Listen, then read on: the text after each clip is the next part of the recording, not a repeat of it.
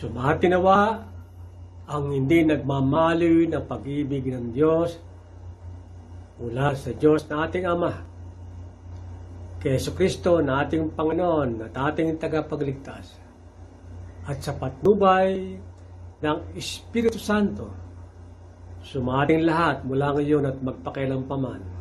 Amen. Isang magpagpalang gabi po sa inyo lahat, mga magulang, mga kapatid. Ngayon po ay nakapasok na tayo sa buwan ng Hunyo, unang Miyerkules, na kung sa ginagawa natin ang midweek service through virtual online. Ang ating pagbubulay-bulayan ay ating masusumpuan sa Ebanghelyo ni Mateos sa kabanatang 11, talatang 28. Ito po yung common Bible verse na madalas nating madinig at mabasa at mapag-aralan. Sabi, lumapit kayo sa akin, kayong lahat na napapagal at nabibigatan sa inyong pasanin, at kayo'y pagpapahingahin ko. At kayo'y pagpapahingahin ko. Sino po sa atin sa panahon ito ang hindi nabibigatan? Marahil tayo lahat ay nabibigatan na. Siguro walang hindi sa panahon ito. Lahat tayo ay merong pinagdadaanan. Na tila tayo nabibigatan na. Na tila tayo parang susuko na. Pero hintay. Ang sabi ng Panginoon, lumapit kayo sa akin, kayong lahat na nabibigatan, at kayo'y aking pagpapahingahin. Yung salitang nabibigatan, ibig sabihin, nang lulupay-pay, ang hihina, saan kaya tayo nabibigatan? Sa physical, spiritual, emotional, material, lahat ng aspeto sa buhay natin. Kung gagamitin natin bilang panukat yung 5 senses of human, ano? Ibig sabihin, meron tayong 5 senses: taste, touch, smell, hearing, and sight. Ano? Yung panlasa natin, kung gagamitin natin. Ano ba lasa ng ating kinakain? Tayo ba'y nakakakain na? Nakakakain pa sa panahon ito? O meron pa ba tayong kinakain? Sabi nga ng iba, ang ulam namin ay puro pangat. Ano ba yung pangat? Pangatlong init. Pang-apat na init. Ibig sabihin, puro yun. Ano? Dahil sa problemang pampinansyal, ang iba nawawala ng trabaho. Kaya, ano ang lasa ng mundo ngayon? Matabang ba? Mapait? Mapakla? Mapait? O wala na tayong nalalasahan? Wala nang pasyalan? Wala nang pupunta sa resort para maligo, pumasyal sa mall, etc., etc. Yan po ang ating panlasa. Touch. Ano ang salat natin? Meron pa bang umahaplo sa atin, yung mayakap, yung bebeso-beso, meron tumatakip? Ano na? Yung smell. Ano ang amoy ng kapaligiran? Hindi natin totoong naamoy kung ano yung amoy, dahil meron takip yung ating ilong, muka. Ano yung ating nadidinig? Yung gagamitin natin yung hearing. Meron ba tayong nadidinig na magandang sound? Ano lagi natin nadidinig sa news? Pagka nagbabalita ang Department of Health, lalo na si Yusek Bergeri, minsan meron ng phobia tayo. Dahil yung pagtaas ng cases ng COVID-19 ay ganun pa rin, lalo pang tumataas. Sight. Anong nakikita natin sa kapaligiran? Kung minsan hindi na natin nakikilala yung ating kasalubong dahil may takip sa muka. Sa realidad ng buhay, hindi natin nakikita yung kalaban. Paano natin mabibigyan ng magandang conclusion at grado yung ating narinig, nahipo, nalalasahan, nakikita, naamoy. Una, sabi ng Panginoon, lumapit kayo sa akin. Come. Ito'y isang panyaya na merong kalakip na pangako. Come, halika kayo. Ito'y madalas na binabanggit ng ating Panginoon. Lagi niyang binibitiwan. Halika kayo. Pumarito kayo. Ito'y panyaya na merong kalakip na pangako. Halika kayo. Panyaya doon sa mga hindi pa lumalapit sa Kanya. At doon sa lumapit na, pero merong dalahin. Merong mabigat na dalahin. Lumapit kayo sa akin. Ibig sabihin, sa Kanya.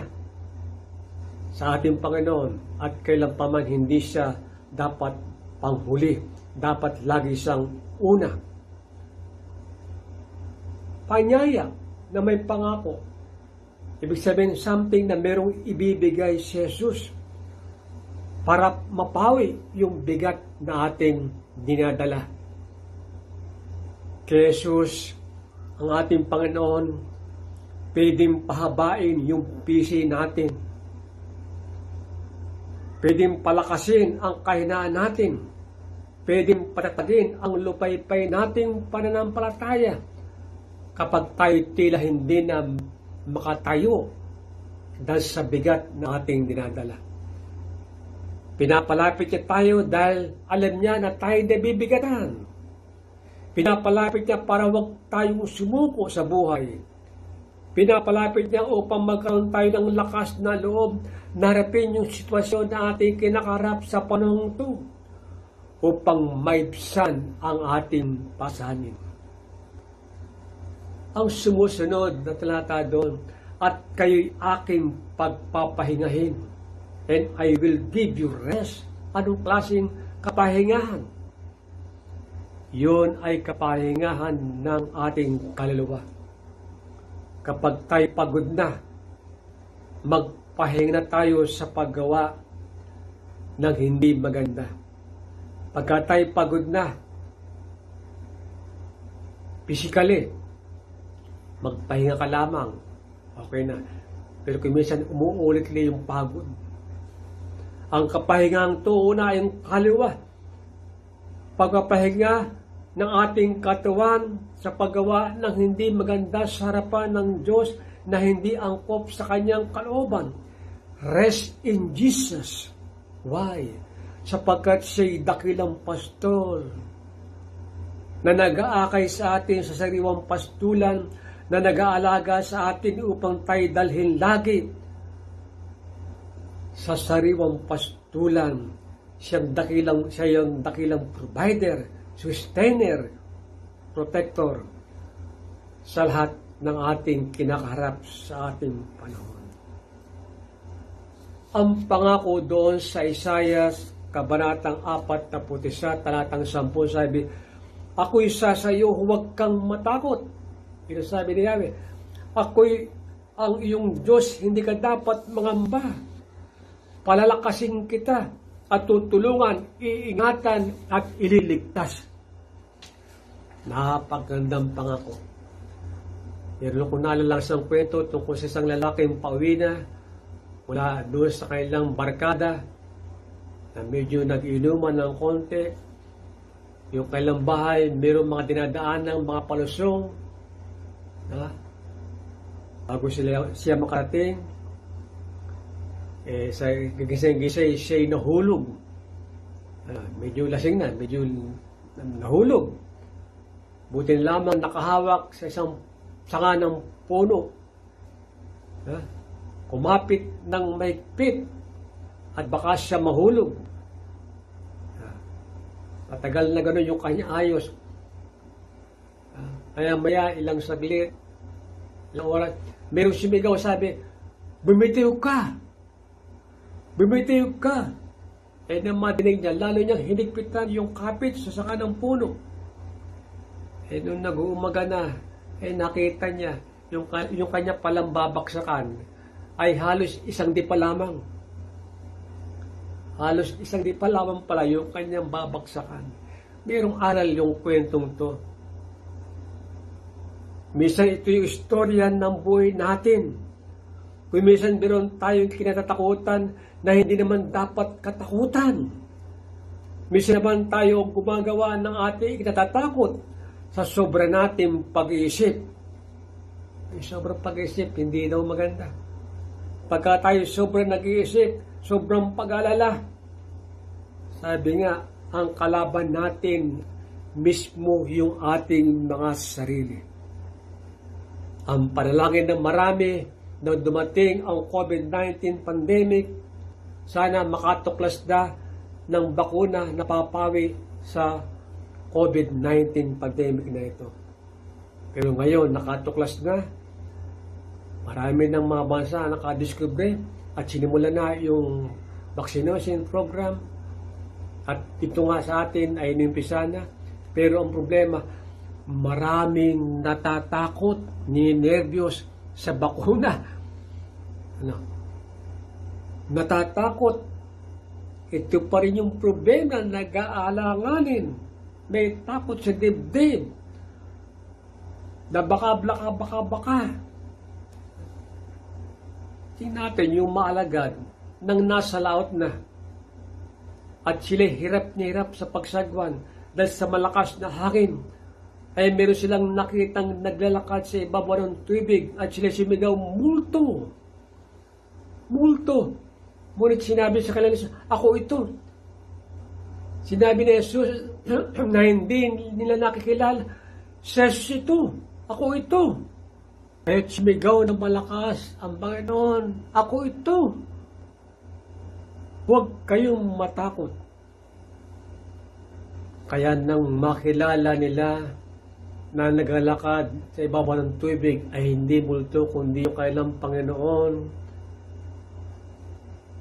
Sa istorya doon sa Mateo, kabanatang 14, talatang 22 hanggang sa mga sumusunod na mga talata,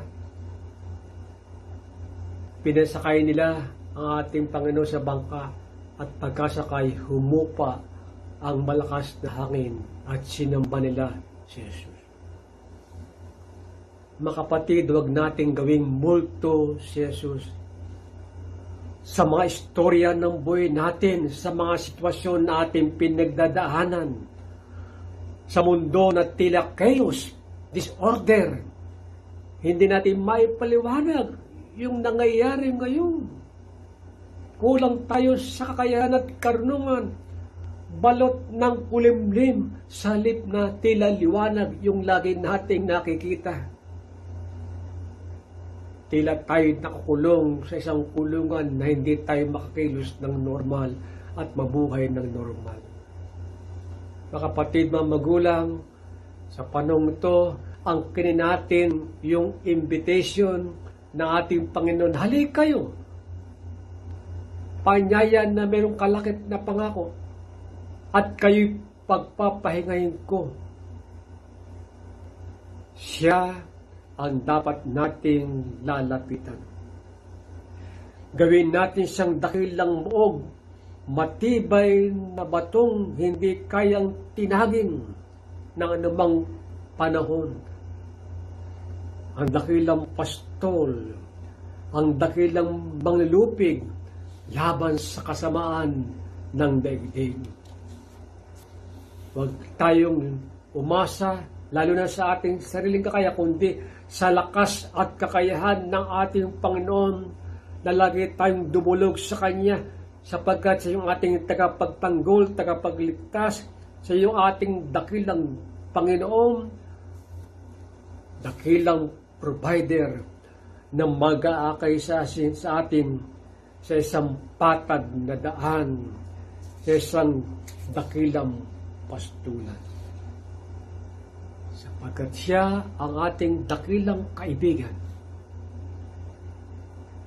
na laging maasahan, na laging malalapitan upang ipadama niya ang kanyang pagmamahal, ang kanyang pagmamalasakit sa bawat isa sa atin.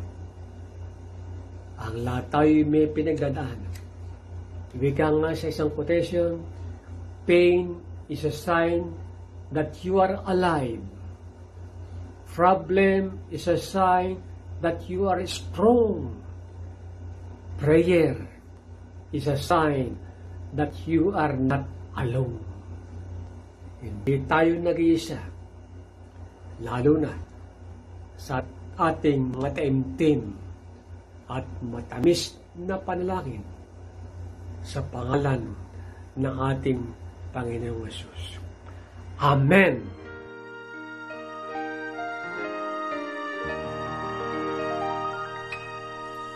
What a friend we have in Jesus, all our sins and griefs to bear.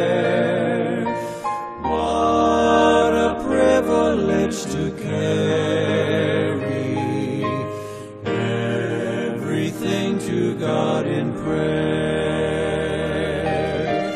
Oh, what peace we often forfeit. Oh, what needless pain we bear. All because we do not carry everything to God in prayer. Have we trials and temptations? Is there trouble anywhere? We should never be discouraged. Take it to the Lord in prayer.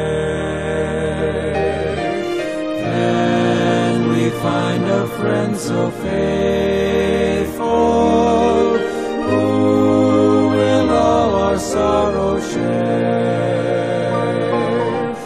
Jesus knows our every weakness. Take it to the Lord in prayer. Are we weak and heavy laden, cumbered with a load of care? Precious Savior, still our refuge.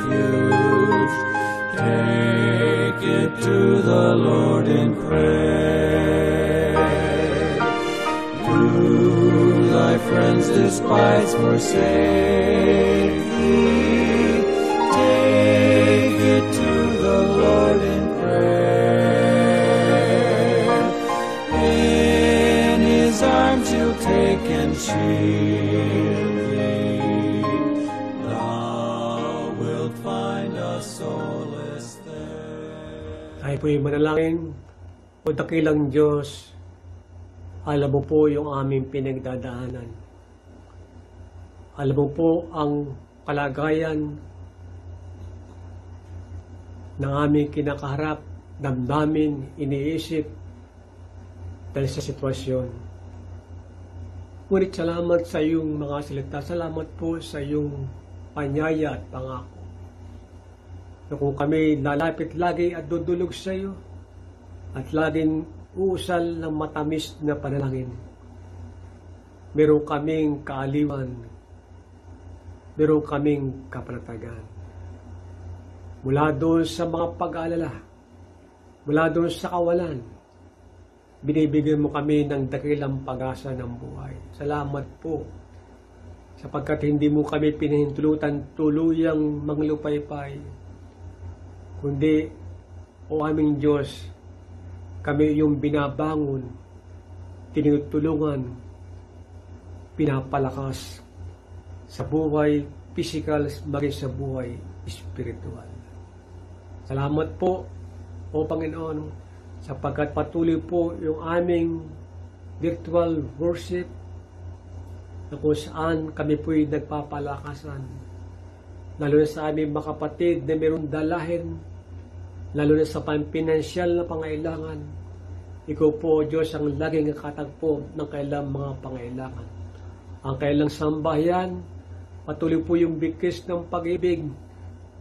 Bagamat may mga kakulangan, kakapusan, dahil sa mga problema sa pagkabuhayan, ngunit alam po namin na ikaw po ang magkakaloob, magbibigay, magpapadama ng iyong pag-ibig, ng iyong pagmamalasakit. O Panginoon, ang malaga, magkapatuloy kaming umaasa sa iyo at lagi namin pinapakinggan ang iyong tinig upang pumawi at mapawi yung aming mga pag-aalala. Dakilang Diyos, salamat po ng marami sapagkat ito po yung nagbibigay ng kaaliwan sa amin. Kaya gabayan po, patubayan po ang bawat isang pamilya. Sila po na mayroong mga pangailangan, sila po na mayroong pong dinadalang karamdaman. Ikaw po, o Diyos, ang magpagaling. Kilala mo po sila sa kanilang mga pangalan upang maibsan ang mga karamdamang ito. Ipahayag mo na ikaw ang Diyos ng dakilang manggagamot, dakilang pastol na nag-aalaga sa amin. Tanggapin po namin ang iyong dakilang pangako upang mamuhay kami sa araw-araw na aming buhay na may kapanatagan, may kapayapaan, at dakilang pag-asa na lagi naming tinatanaw. Ito ang aming dalangin sa Panginoon Yesus. Amen.